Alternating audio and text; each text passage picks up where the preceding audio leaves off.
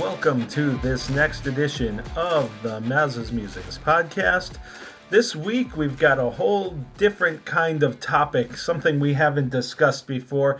I have Joe from the Move Those Belts podcast joining me to talk about his show and what's up in the pro wrestling world. Now, this is one of those things that I don't have a lot of familiarity with at all, but I recognize that there's a huge wrestling following in my area and really nationwide, internationally, and Joe's one of those people who has a real affinity for this. So I talked to Joe and said, hey, how would you like to come on my podcast and talk about yours and talk about wrestling and maybe clue me in on a thing or two? I might have a nugget or two about wrestling that Joe may or may not know. I'm going to try to impress him, but I probably won't. But I think that will be a fun segment. And, of course, we will have a little bit of Disney discussion in the Maza's Mickey Minute. Yes, I heard the feedback on the name of the segment. You guys didn't like it, so I made it a little bit different. I still like the alliteration, so as Greg Cameron says, alliteration is always awesome, so we're sticking with that. Anyway, if you're looking for more information on this podcast, you can go to Facebook and look me up at the Maza's Musings podcast on the Facebook page. There's also the website, which is mazasmusings.wordpress.com. You can find past episodes on that, a little bit more about me, ways to listen to the podcast, whether it be Spotify or Apple Music or one of the other, however you get your podcasts, honestly. A lot of that stuff is on the website. You can also reach out to me at mazasmusings@gmail.com or on X, that's Twitter, at Maza's Musings. Love to hear from you. As always, you have any feedback, any topics, any ideas on getting together and collaborating on something. I'd love to hear all of it. And I hope you love listening to this episode. So here we go.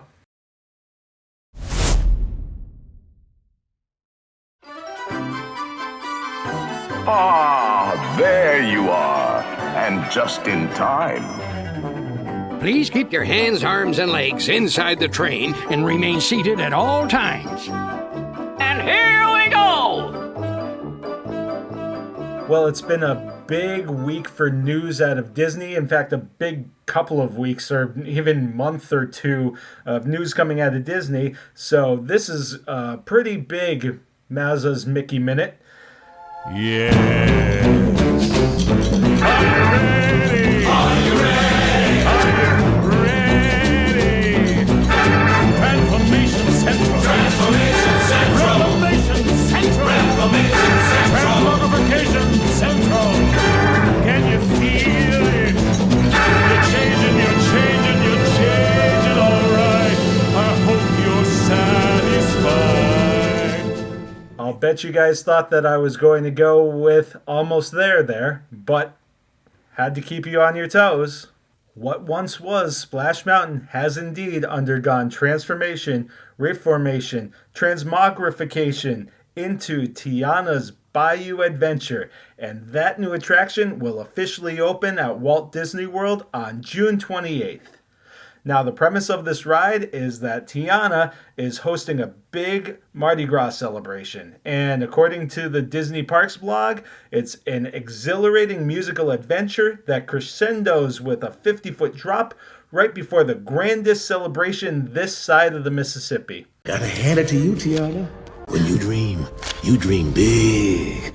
Pretty cool. If you've seen any of the videos about some of the animatronics, or there's some other things out there about some of the new characters that are being incorporated with some of the old characters from the movie. There's a lot of great content out there that Disney has put out, either on YouTube, or there's even a website that's been dedicated to Tiana's Bayou Adventure. So I encourage you to check out all of that.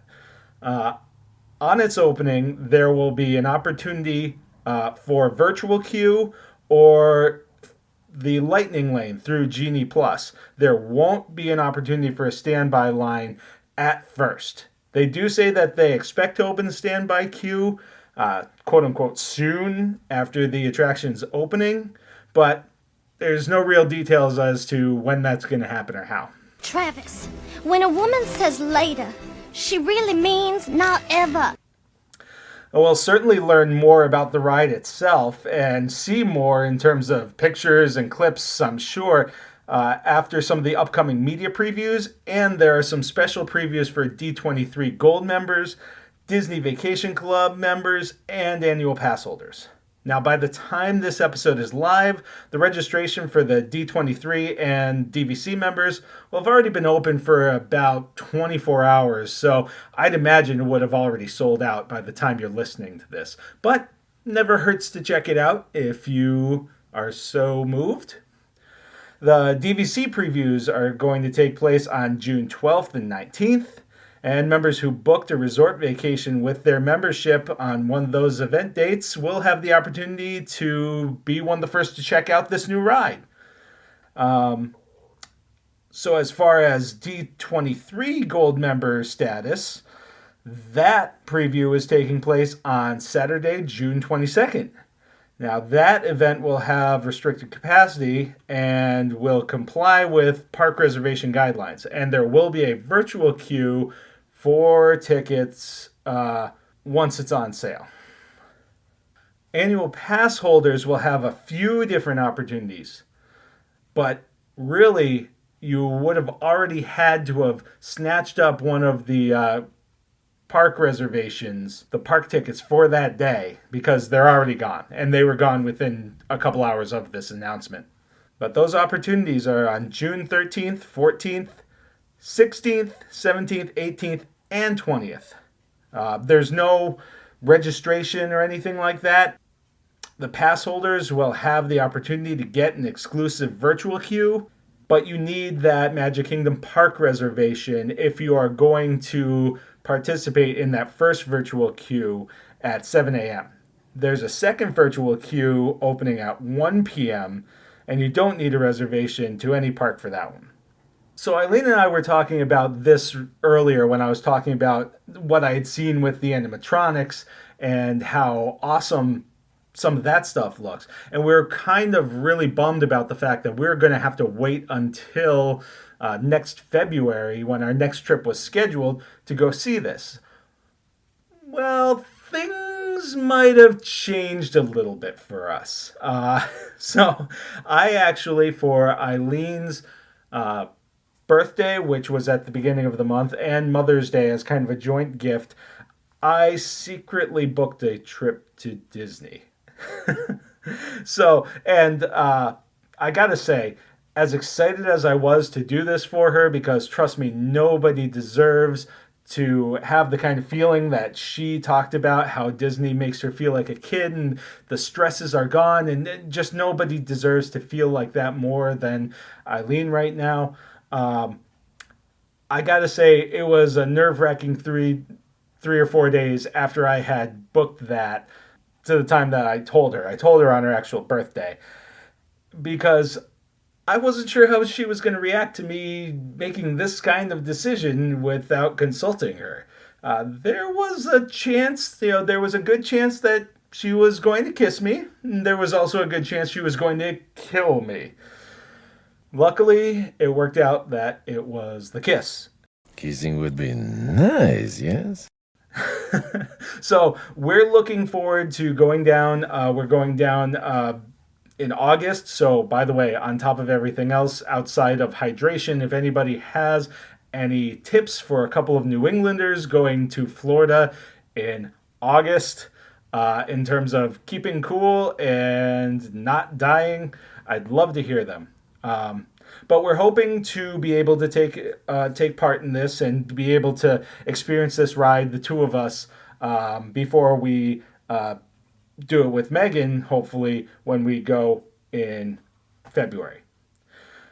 So we're looking forward to that. Let's keep our fingers crossed that it'll work out, and hopefully we'll be able to talk about it as subsequent podcasting, give you our thoughts on the ride, our experiences, our observations, and and let you know kind of what to expect. Now, one thing that we can expect when we go down there, or at least we're hoping that they'll still be there when we're down there, is no New Orleans adventure is complete without Tiana's famous beignets. So the Golden Oak Outpost and the Friar's Nook will both be serving them with powdered sugar and drizzled honey, but only for a limited time. So I'm hoping they'll still be there when we're there. If you happen to be there, and even if you can't get on the ride, Eileen swears by these beignets. She loves the beignets, so snag some of those for yourself. The other news that came out recently was regarding the Island Tower at Disney's Polynesian Villas and Bungalows.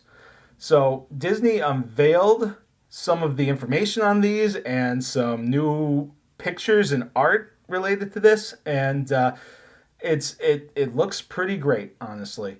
Now these are set to open in December. The rooms for this you can start staying there in December. Eileen and I got a look at this building. It wasn't even really a building at the time. They were still doing the concrete work when we were there in June of last year. So to see the pictures that they've put out there now since our last image of that, our mental image of that with the concrete, it's really striking. There are some people who are a little bit put off that it doesn't look like the Polynesian, but I guess I don't see what sense that would make to basically make a carbon copy of the Polynesian. So essentially this is a similarly themed resort, but it has a different kind of vibe to it. So I encourage you again to go look at this art. I can't really describe what this looks like to you other than it certainly has it's a completely different kind of look on the interior than the Polynesian, but on the exterior it does have a lot of those same kind of elements to it.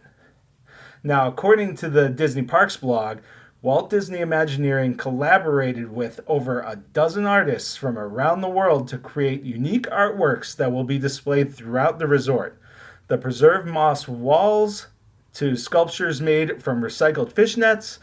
Each piece will be inspired by the spirit of conservation and embody the rich cultures of Polynesia.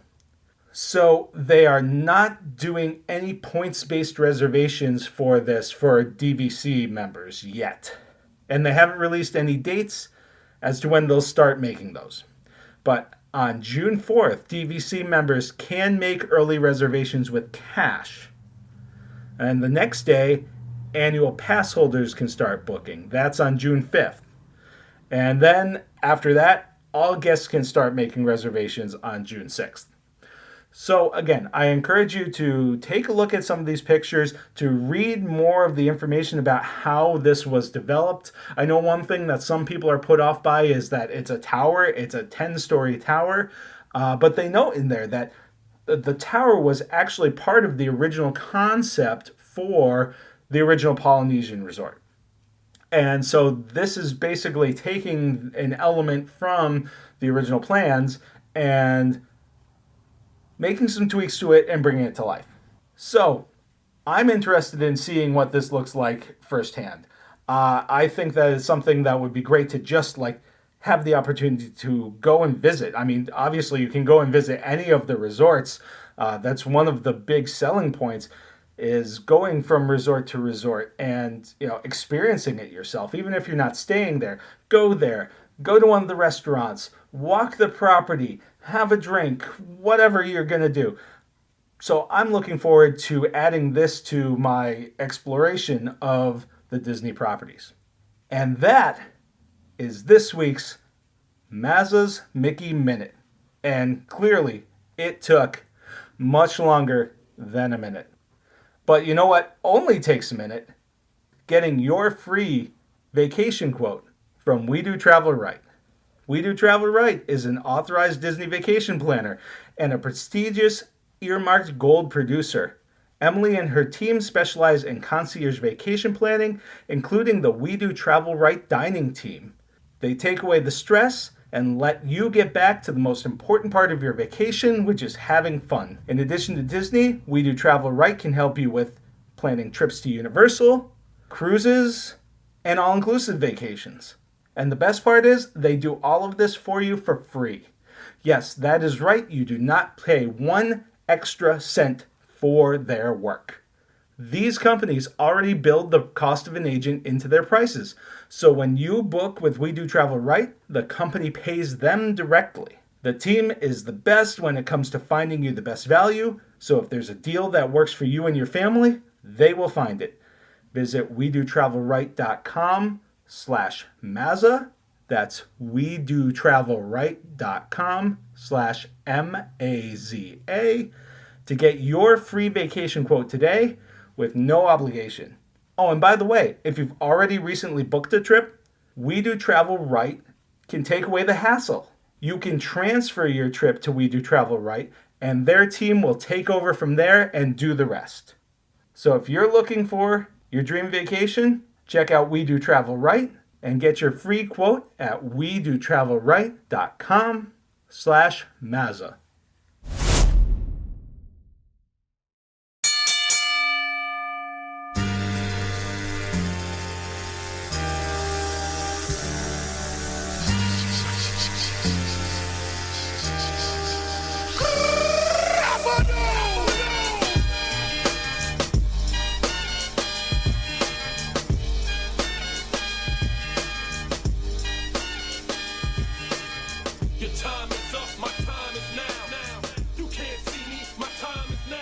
All right, I am here with Joe Lavoie.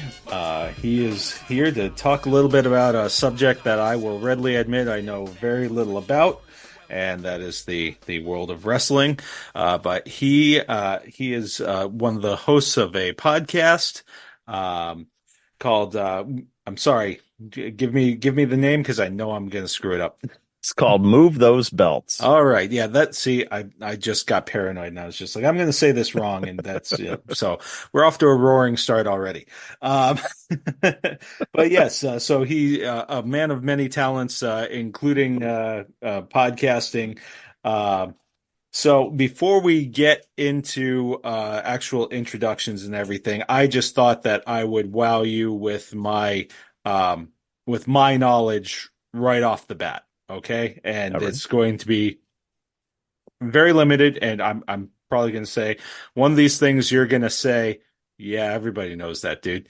And then the other one's kind of obscure but wrestling related. Okay. So, and both of these, by the way, and this may clue you into what the first one is, both of these are also tied to Disney. Okay. So the first one, and these are both things that I just found out this week too. So my knowledge this week has grown exponentially. The first one is that WCW used to record at what's now Hollywood Studios, but was MGM. Yep. That that was something that was just completely foreign to me. So, and of course, he's just like, yeah, of course, everybody knows that. It's okay. So the second one is related also in the 90s. Hulk Hogan, had, it was like an action TV show. Oh, yeah. Called Thunder in Paradise that they also recorded at Walt Disney World. It actually got 22 episodes. And it was 22. It was one of those things that they actually had to, he was this guy who, was like an ex-commando or something like that. Now he's this soldier of fortune or whatever. But he had to travel around the world. And they literally used the Epcot pavilions as the locations. Like he had to go to Morocco, so they filmed at the Morocco pavilion. And there's actually screen grabs somewhere on the internet that I found, because I had to look this up after hearing this. There's screen grabs of him, in the England pavilion, picking up a lamppost and throwing it in front of a car that was speeding away. Like there was a lamppost that was set up between the you know where the telephone booths are. Yep. So I know exactly what you're talking about. And it was one of those things that that was the confirmation that I needed that this actually existed. And I do have to credit somebody else for that, because that was not my I can readily admit that I did not have this knowledge before this week, and it was another podcast called it's called the, excuse me for a second while I look it up, the Mickey and Minutes podcast, and they were so thank you to them for contributing to my contribution to this podcast. Can you imagine greenlighting a show, 22 episodes with Hulk Hogan in them right now? I mean, that seems insane to me. Whenever I think of Hulk Hogan acting, I think of Suburban Commando. I was thinking the same thing. Yeah. And because I remember it, I don't remember what VHS it was, but it was Christopher Lloyd he would always say, "I was frozen today." And I just imagine, Hulk Hogan carrying him around and everything. And unfortunately, we know how Hulk is now and what kind of person he is, but indeed. But that is very interesting, and I had no idea that show ever existed. Well, then now you've got something to add to your Netflix queue. Or I have no idea where you'd actually be able to find it. I don't know if it's the abandoned consumable. It's buried in the desert with all the ET games. Oh god. Oh, all right. Well, so I just wanted to kick that off. I was going to, just totally wow you with hey, did you know that John Cena went to Springfield College? But I didn't want you to just get up and walk out of the room right off the bat. I mean, I know that, and I know that it's normal for people like us to know that. A lot of people don't. But it's fine. It's fine. That's another tidbit for your fans, that listen to this. That's true. I suppose, if you're from outside the greater Springfield area, you may not know that Springfield College exists, but Springfield College, a Division III college, here in Springfield, mm-hmm. Among its esteemed alumni is I think I'm assuming he graduated, but John Cena was an All-American Division III, I believe, offensive lineman. So there you go, everybody. Now you have the full breadth of my experience on this topic. So with that said, we will move on to Joe. Why don't you talk a little bit about your podcast and what you guys have been up to, how you guys got started, and what you've been doing. Mm-hmm. All right. Well, thanks, Chris. So our podcast is called Move Those Belts, and it was started by myself and my friend Justin Bresnahan, and it just kind of formed from us chatting about wrestling after every night that we would watch wrestling. We'd spend about 45 minutes talking about the good, the bad, the ugly, what could be interesting, some what ifs, and just kind of critiquing, not taking itself too seriously. We don't want to. It's wrestling. Let's not act like this is high art. Because it's not. It's a soap opera with guys flying through tables. That's what it is. And it scratches the itch for a continuing story, not having to necessarily be super invested in everything that's going on, but to still have fun, see some really athletic moves, and to have a soap opera-esque story going on. And Justin and I started really paying attention to wrestling, I would say around SummerSlam of last year. I've been off and on for wrestling for years. But we had decided that, okay, we're going to start watching it kind of regularly and chat about it. And one night, Justin goes, see, this could be a podcast. And I go, yeah, what would we call it? And I came up with the name we don't move belts here. And I had to change the name before our first episode because WrestleMania happened and just about every belt moved to another team after months of nothing happening. And so I'm like, I can't say we don't move belts here because that'd be ridiculous. So we changed it to move those belts because one of the more interesting things that I think can happen in wrestling is when you move belts, because typically you move belts to the people that are drawing the most fans or that have the most interesting story going on. If you put the belt on somebody boring, you have to pay attention to that person. And if they're boring, it sucks. So we decided to do more of a reactionary podcast, but what we've started to do is kind of do a little bit more analysis. Like right after this, I'm going to be recording with Justin, and we're going to be talking about the current tournament that's going on in the WWE right now. We focus on the WWE for the most part too, because we just, I'm almost 40. I have 3 kids. I can't pay attention to every wrestling association out there. Well, what is there? There's AEW. Is that AEW? That, Yep. Look at you. Look at that. I'm flexing my muscles here, so to speak. But that's it. That's the only other one that I can come up with. But I know that others exist. Right. There's New Japan. There's TNA. It's too much. TNA still exists. TNA still exists, right?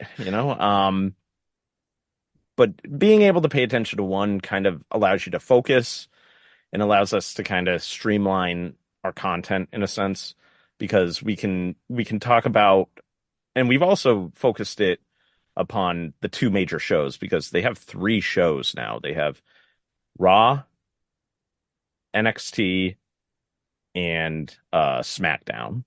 NXT is more their developmental brand, and we mostly pay attention to Raw and SmackDown. Justin is going to be doing our NXT minutes in some of our episodes because he's going to just give us kind of a rundown of what happened in NXT if anything notable happened. So, but that's kind of the premise of what we've started with this podcast.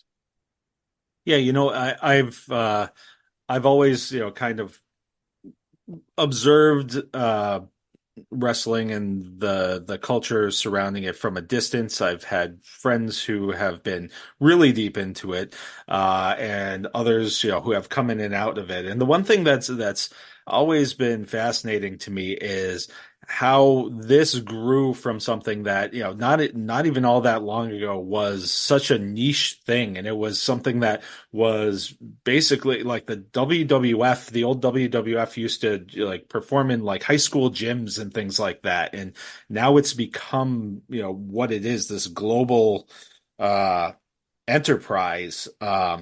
So it's really interesting how, now you're talking about they've got multiple shows going on and everything like that. So it's beyond like a soap opera with it's appointment viewing once a week. This is something that if you're truly invested, you're invested, long term.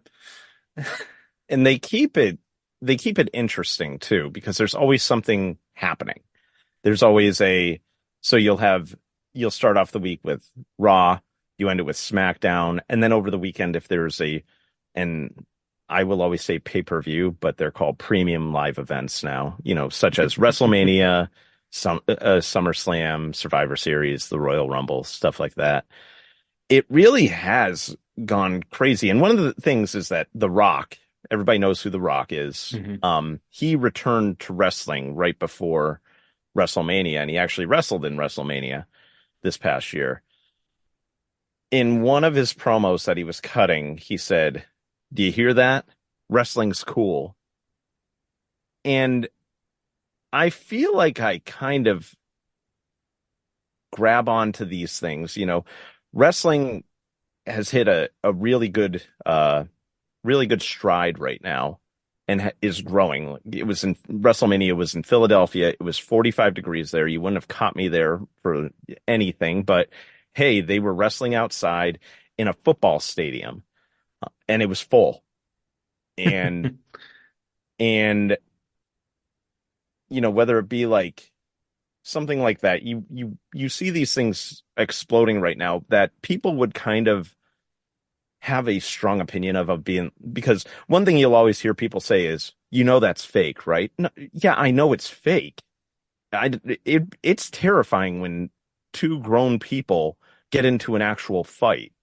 Like, you go to a bar on a Friday night at 1 a.m. and you catch the two local drunks just punching each other.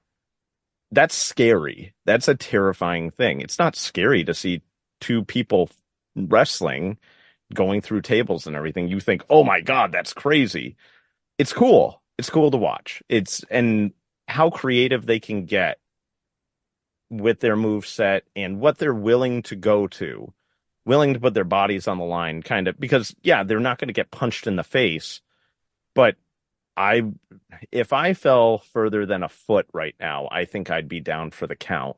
And some of these guys and girls are flying through tables from 20 feet in the air and stuff like that. I'm like, and when they land, I'm like, oh God, they're dead. But you see this, and it's kind of the culture that we're growing up in, where if you liked wrestling, you might have been called kind of a dork or a nerd or something like that. And the same could be said for anime. Anime's hit a very popular stride right now. People like anime. Everybody likes anime. A lot of people like anime. And a lot of people like wrestling right now. And I think it's cool to see these niche kind of interests become kind of accepted by the greater whole. Yeah, one thing that you brought up that spurred an interesting point that is you mentioned like a real fight. So one thing that I was really curious about was when things like the UFC were starting to hit the mainstream, if it was one of those things you had mentioned, people saying, well, it's fake. If the quote unquote real thing was how that was going to impact the wrestling audience. And I from an outsider's point of view, it seems like it hasn't impacted negatively at all, and perhaps has gone the other way. We've seen a couple of people, go from one platform to another. Most definitely. I think that's so the WWE and UFC are owned under the same umbrella kind of company called TKO Holdings now. So that's really interesting in itself, that you would actually have them kind of intermingling in a sense. The thing is that if you want to you see the difference in scripted fighting, I'll say, and real fighting between UFC. Mixed martial arts is terrifying to me. And it's something that whenever they do it, I'm like, yeah, there's concern for they want to make sure the person isn't seriously hurt, but you get punched in the head. You only know how much is going to happen there. Yeah, falling through a table is going to do its damage over the years, but there's more care in how you're landing. It's scripted. They're trying to be safe about it. And there's been talk about who's safe, who isn't safe in the ring and stuff like that. But it really has shown you that the two can coexist, and the two can actually feed off of each other in a sense, because some people might go, you know what, I kind of want to watch a UFC fight. I want to see real MMA and everything. And then somebody might go, I just want to tune in for the crazy moves and the over the top acting. And, and that's the thing, because wrestling, in my opinion, you have to be athletic, but you have to also be able to talk. You can't just be a wrestler, because then you'll just be a jobber. And for those of you that are listening, that a jobber is somebody who just loses professionally. They go out and try to make another wrestler look good. So they're the team that plays the Harlem Globetrotters. Exactly. That's a great analogy right there. But if you look at how John Cena got really big, because John Cena's everywhere, so's The Rock. And how did they get really big? Well, they're good at speaking. They're good on the microphone.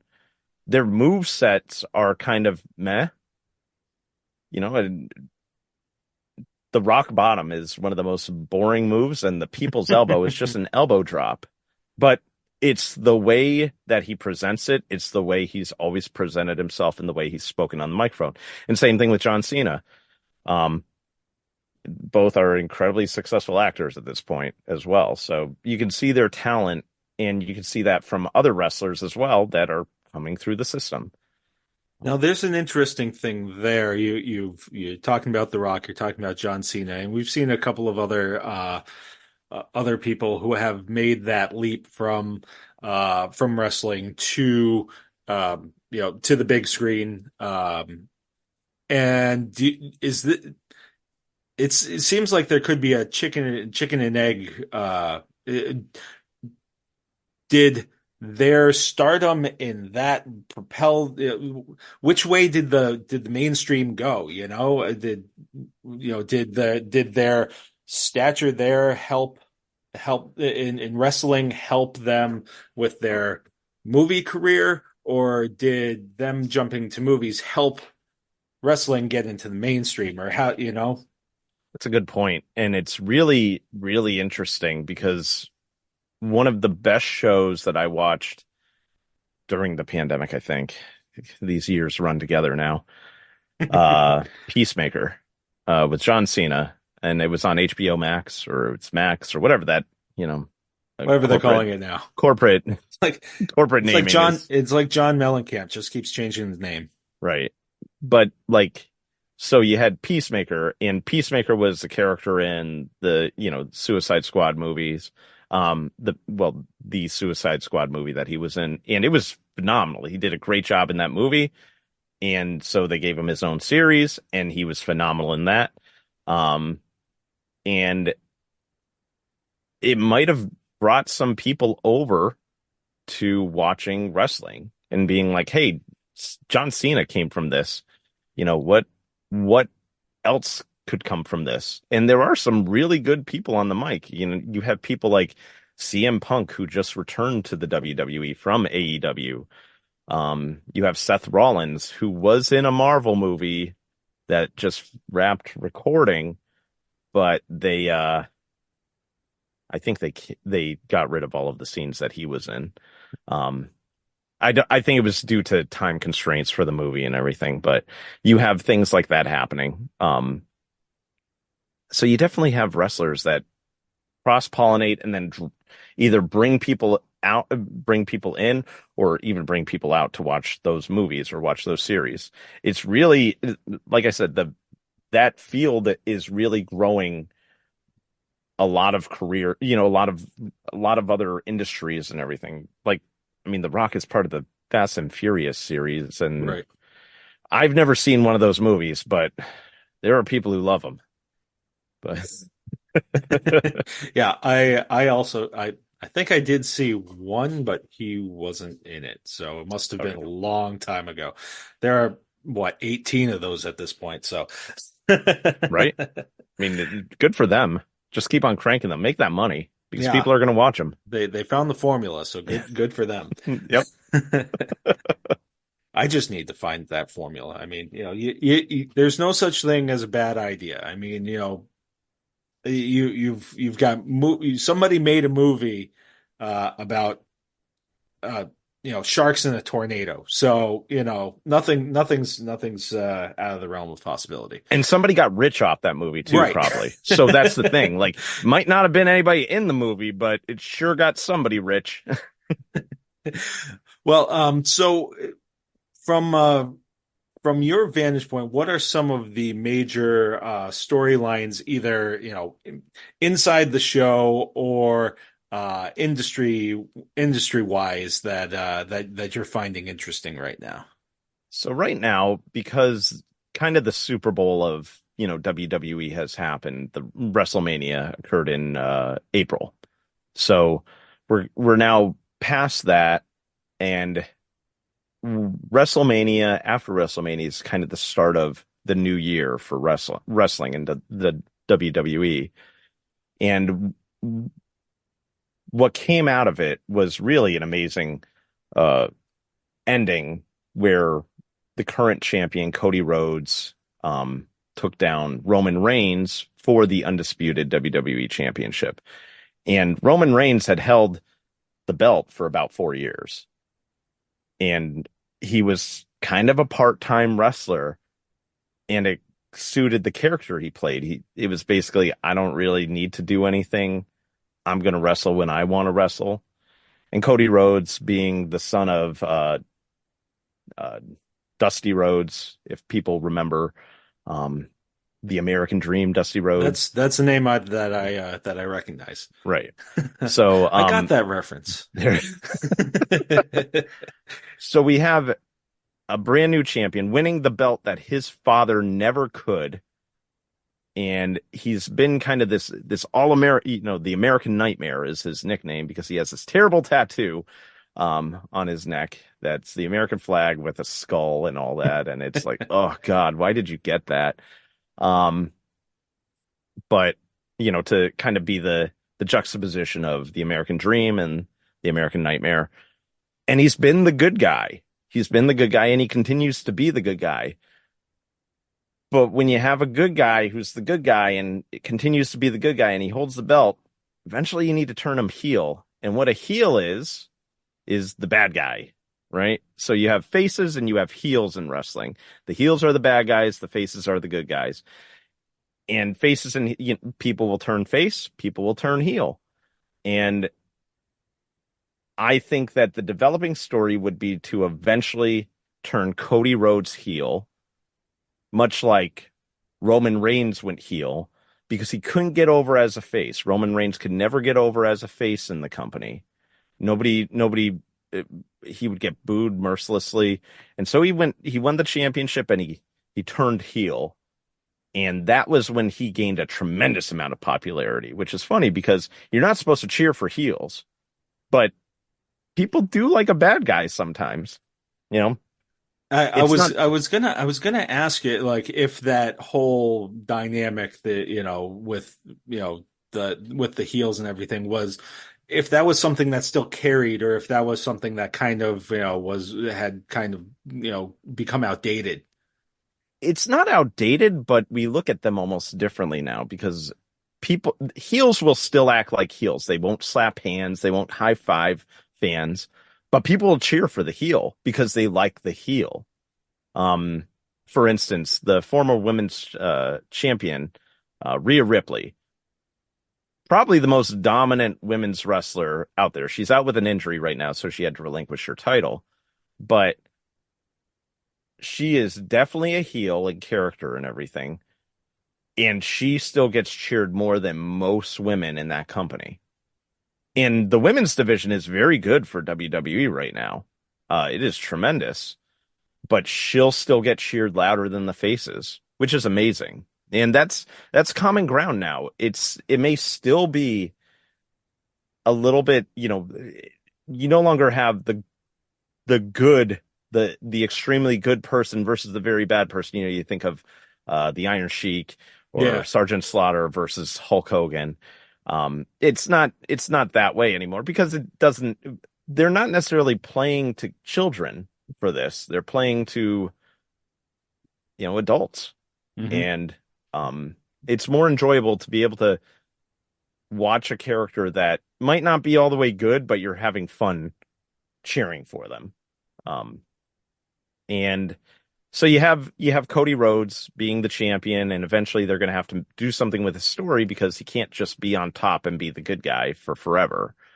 And you also have the King and Queen of the Ring tournaments going on right now, which are pretty straightforward at the moment. And unfortunately for them, some of the matches that they've been having for these have to be done off air, because they just don't have enough time during their shows right now to get through all of them. But it's been kind of a normal tournament. The names that are winning are kind of expected. But we're how does that work? Do they show highlights or something like that, or how does that? So social media is huge for wrestling, because you'll actually have feuds develop on social media between wrestlers too, which is really interesting because I'm like, I can't pay attention to everything, guys. Come on. I have a job. I have a family. So they'll show highlights. They'll report it and everything. You know, one of the funnier things is that now after paid or premium live events, I should say, they'll have press conferences. Huh. Like they'll actually have press conferences with winners. And I've found that to be so interesting. You know, it's because I'll watch it and I'm like, are they free to answer however they want? You know, it's really, really interesting how they have this brand now and actually have it be like a sport, any other sport, where you have to go to the podium after you play and all that. So, unless you're an NHL ref, you don't have to answer to anyone then. you answer to God himself if you're the NHL ref, and damned be everybody else. All right. Well, I appreciate you taking the time. Is there anything else you'd like to add? You want to let everybody know how they can find you, find the podcast, and find more information? Of course. Definitely. You can find us on all social media at Move Those Belts. We stream our episodes live on Twitch. We release to both YouTube and Spotify. And while we aren't as communicative right now, we're still figuring everything out. We're actually having a lot of fun with it. Like I said, right after this, going to be recording. So, and we'll be discussing the King and Queen of the Ring. So, we try to get out an episode once a week. Sometimes that isn't viable, but yeah, that's how to get in touch with us, how to follow us and check us out. And that's what's down the pipe. This has been a lot of fun. Yeah, it's not very meta. But yeah, is there a day that you guys usually stream, or so that people can look for it? This will come out on Friday. So okay. When's the next one that people can listen to? Is there? So you can probably listen to us on Sunday of this. Well, you can find us on Twitch on Sunday, and then the following day on all the podcast formats listed. All right. Well, hey, thanks a lot for joining me. This was a lot of fun. I learned a little bit, and again, thanks a lot. This was a great time. This was great, Chris. Thank you so much.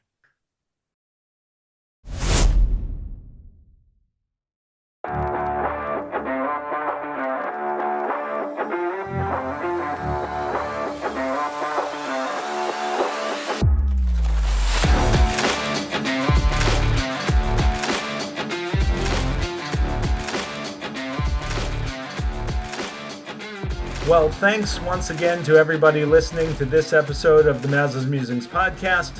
If you're looking for more information, you can find it on the Facebook page. You can also find more information on the website, mazasmusings.wordpress.com. You can always feel free to reach out to me on social media, specifically through X, that's Twitter, or through the Facebook page. I'm also on Threads and some other places, but those are some of the main ones that you can go through. You can also reach me directly via email at mazasmusings@gmail.com. I'd love to hear from you guys. If you have any ideas for future podcasts, if you just want to reach out and say, hey, if you have some feedback on something I should do or shouldn't do, if you have any ideas on collaboration, all that kind of stuff, I'd love to hear. I also want to thank Joe for coming on the podcast with me today. That was fun, talking about something that normally I don't talk about. So hopefully that was informative for you. It was certainly some new information for me. And we'll be back next week with another fun topic. I'm not sure exactly what that topic is at that point, but I'm sure we'll come up with something.